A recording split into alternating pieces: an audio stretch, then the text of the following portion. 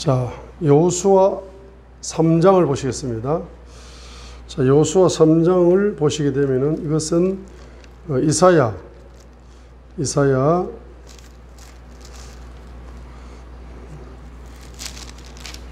43장 15절로 17절까지. 그래서 이사야 43장 15절로 15절에 보시면 홍해 사건, 그 홍해 사건을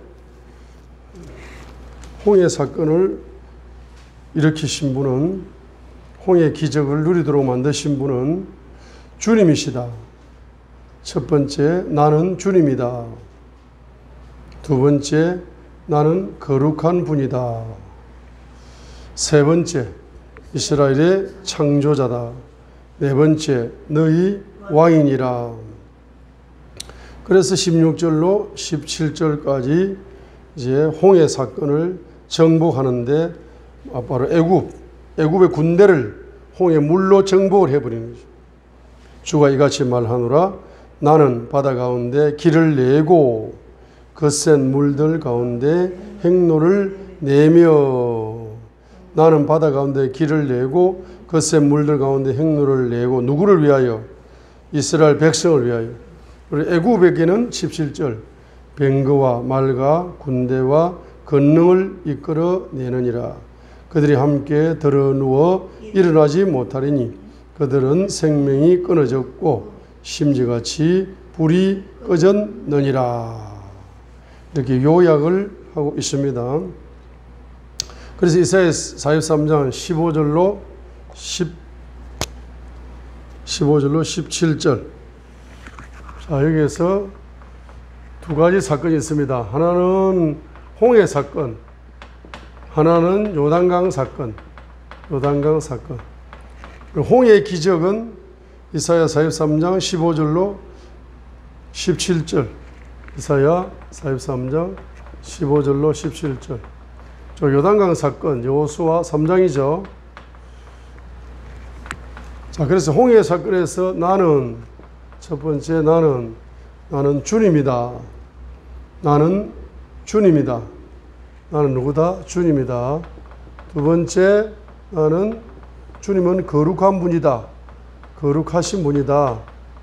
세 번째는 이스라엘의 창조주다. 창조자. 네 번째는 왕이다. 왕이다. 그래서 이제 여기서 주님이란 말이 15절에 나는 주님이다. 16절에 주가 이같이 말하노라. 주님이다. 주인이다 뜻이에요. 주인이다. 자, 그래서 16절, 17절에 홍해 사건의 기적을 일으키신 분이다. 그러면 요단강의 기적을 일으키신 분은 주님이신데, 그분은 거룩하신 분이시다. 그래서 바로 요단강을 창조하신 분. 여기 보세요. 요단강을 뭐 하셨다? 창조하신 분. 요단강을 창조하신 분. 요단강을 창조하신 분이 요단강을 통치하신다. 요단강을 창조하신 분이 요단강을 통치하신다. 그분이 누구냐? 거룩한 주님이다.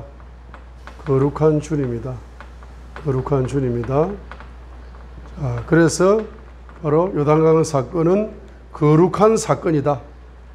거룩한 사건. 자, 홀리 이벤트, 거룩한 사건. 이 홀리라는 단어가 나오면은 성령님이 역사하셨고 하나님이 거룩하신 분이다. 자, 그래서 여기 요단강 사건에 적용되는 하나님이 바로 요단강을 창조하신 창조자가 되시고, 요단강을 통치하시는 왕이 되시고, 그분은 거룩한 주님이다. 거룩한 주님이 그분의 거룩함을, 요단강 사건으로 그분의 거룩함을 드러낸다 이 말입니다.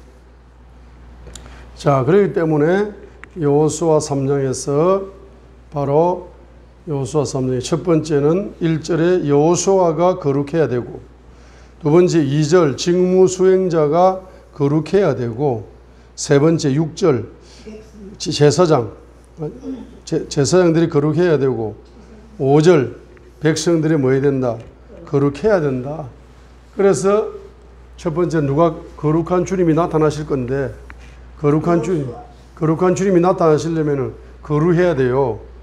그래서 첫 번째 1절 여호수아가 거룩해야 된다. 2절 여호수아의 명령을 전달하는 직무 수행자들이 거룩해야 된다. 세 번째로 6절 제사장들이 거룩해야 된다. 네 번째 5절 백성들이 거룩해야 된다. 여기 다 거룩해야 되기 때문에 여기 거룩이라는 단어를 붙이면은 성경 기록이 많이 늘어나겠죠. 핵심만 기록해야 되기 때문에 바로 이렇게 말할 수밖에 없는 겁니다. 간단하게 핵심만 요약하는 겁니다. 거룩해라. 5절입니다. 5절이잖아. 5절 읽겠습니다. 여호수아가 또 백성에게 이르되 너희 자신을 뭐해라? 거룩히 뭐해라? 구별하라. 주께서 내일 너희 가운데 이적을 행할 거다. 이 요단강 이적을 경험하려면은 거룩히 뭐해라? 구별하라. 그 누가 구별해라? 여호수아도 구별해야 되고, 직무 수행자도 구별해야 되고, 제사장도 구별해야 되고, 백성들도 구별해야 되는데 다 앞에 구별이라는 단어를 붙여야 됩니다. 그런데 이제 한 단어로 요약한다. 다 기록할 수 없기 때문에 누구에게 여호수아가 명령한다? 백성에게 명령. 5절 백성에게 명령한다. 그러면 이제 여리고를 점령하고 가나안 땅을 점령하려면은 거룩한 주님이 거룩한 전쟁을 해야 돼. 거룩한 승리를 이루어야 돼. 그러면 제일 중요한 지도자가 거룩해야 된다. 그래서 여호수아 5장 15절입니다. 여호수아 5장 15절이고요. 주의 군대의 제사장이 여호수아에게 이르되 내가 선 곳은 거룩하니 내 발에서 신을 벗으라. 거룩. 자, 여호수아가 거룩해. 신을 벗어야 거룩해질 수가 있다. 여호수아 거룩해야만이 요단강도 갈라지는 거예요. 여호수아 거룩해야만이 여리고도 무너지는 거예요. 아이성도 점령하는 거예요. 가나안 땅도 점령하는 거예요. 그러죠? 뭘 강조했다? 거룩을 강조했다 이 말입니다. 그 여호수아는 지도자입니다. 지도자는 제일 중요한 품목이 뭐다? 거룩이야. 그러면 경제 분야의 거룩이 뭐냐? 경제 분야의 거룩. 지도자는 경제 분야에 뭐 해야 된다? 거룩해야 된다 이 말입니다.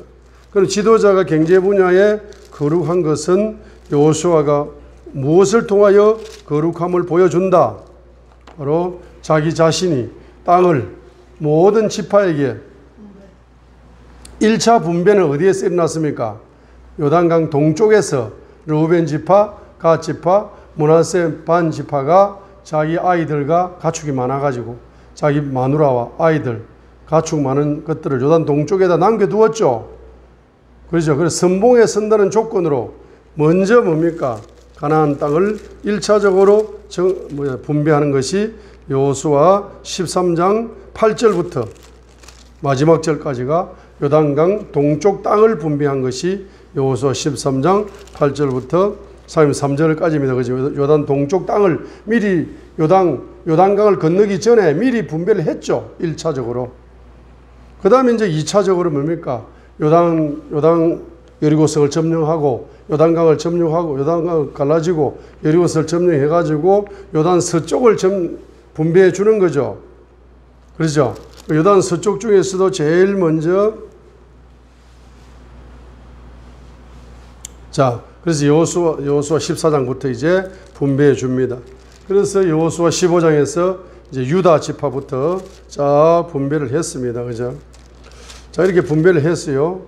그래놓고 이제 여호수아 20장에서 도피성을 분배하고 21장에서 레위 지파에게 이제 땅을 분배해 줄 겁니다. 자, 그런데 이제 제일 마지막으로 분배받은 사람이 누구냐? 바로 여호수아다. 그래서 바로 창세기 여호수아 19장 49절 50절까지 49절 50절까지. 이스라엘 자손이 자기들의 지경대로 상속재산의 땅 나누기를 마치고 자기들 가운데서 눈의 아들 여호수아에게 상속재산을 주되 주의 말씀에 따라 그가 요구한 도시 곧 에브라임 산에 있는 딥낫 세르를 그에게 주며 그가 도시를 짓고 그 안에 거하였더라. 그래서 51절에 이제 그들이 이와 같이 그들이 그 지역을 나누는 일을 마치니라. 땅 분배를 마쳤다는 이야기죠. 각 지파에게 이제 먼저 분배를 하고 맨 마지막에 누가 분배를 받는다? 여호수아가 분배를 받는 겁니다. 이것이 지도자의 무슨 경제다? 홀리 파이낸셜이다. 홀리 파이낸셜. 지도자의 거룩 경제다 이 말입니다. 그렇죠? 그래서 지도자가 막 경제를 먼저 밝혀가지고 막 욕심을 내가지고 막 지도자가 1번으로 내 땅을 분배 받고 나서 나머지 지파는 다 분배 받아야 돼. 이렇게 하는 것이 아니고 제일 마지막에 뭡니까? 자기 자신이 경제를 분배 받는 거니까 이것이 거룩한 경제다. 이 현 시대의 지도자들도 현 시대의 영적 지도자나 정치 지도자나 경제 지도자나 이러한 지도자의 기름 부음을 받으시는 분들은 이 여호수아서의 말씀을 주목할 필요가 있다는 겁니다. 그렇죠? 그래서 이 여호수아는 제1번으로 경제를 가져가는 것이 아니라 제일 마지막으로 경제를 분배받아 가지고 가기 때문에 이것이 무슨 경제다? 그것이 바로 거룩 경제다 이 말입니다. 거룩 경제의 정의를 내릴 때 여러 가지 모습으로 내릴 수가 있습니다. 그죠? 거룩한 전쟁을 통해서 거룩한 정복을 통해서 거룩한 경제를 분배할 때 그래서 첫 번째 뭡니까? 거룩한 뭐야? 거룩한 말씀을 받는 거죠. 거룩한 말씀을 받는 겁니다. 그래서 거룩한 바로 전쟁을 하는 거예요. 전쟁을. 그래서 이제 거룩한 승리를 하는 거 승리. 그래서 거룩한 분배를 하는 거 분배, 경제 분배.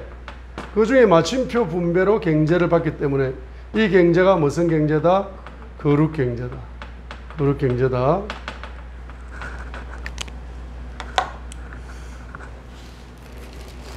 자, 그래서 마지막 결론 여호수아 3장의 결론.